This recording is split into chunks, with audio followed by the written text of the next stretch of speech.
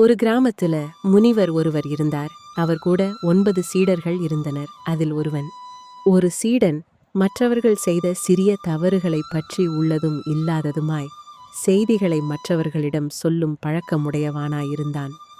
அதைக் கண்ட குரு அவனை கண்டித்தார். அவன் மன்னிப்பு கோரினான்.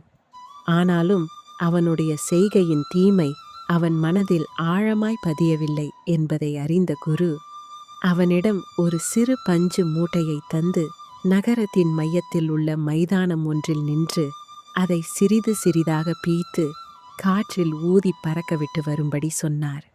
சீடன் வெகு சுலபமாக அதை செய்துவிட்டு வந்தான்.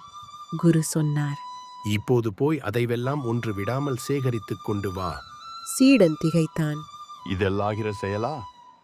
குருவே, அந்த பஞ்சு காற்றில் இந்நேரம் எங்கெங்கு பறந்து போயிருக்கிறதோ அதை எப்படி மறுபடி சேகரித்து வர முடியும்?